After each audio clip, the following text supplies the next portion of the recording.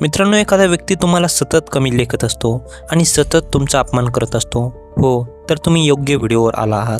मित्रांनो, हा व्हिडिओ संपूर्ण बघा, कारण ह्या व्हिडिओमध्ये आपण जाणून घेणार आहोत की समोरचा माणूस आपल्याला कमी लेखत असला तर त्याचा काटा कसा काढायचा. तर मित्रांनो, जास्त टाईमपास न करता आपल्या आजच्या व्हिडिओला सुरुवात करूयात.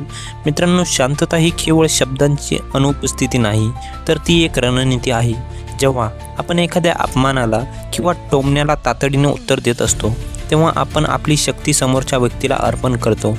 आपण त्यांच्या तालावर नाचायला लागतो आणि त्यांना तुम्हाला चिडवायचे असते आणि तुम्ही चिडलात की त्यांचा विजय होतो.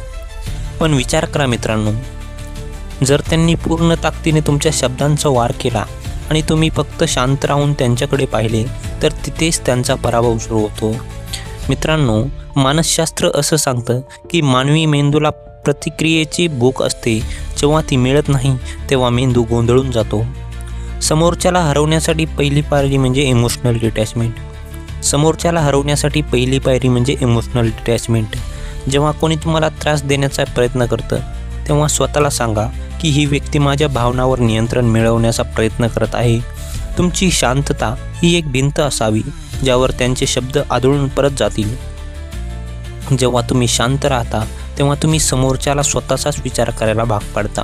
त्यांना वाटतं की कदाचित त्यांनी काहीतरी चुकीचे केले आहे आणि मग तुम्हाला त्यांच्या बोलण्याने काहीच फरक पडत नाही. ही अनप्रेडिक्टेबिलिटी समोरच्या मानसिक दृष्ट्याला कमकुवत करते.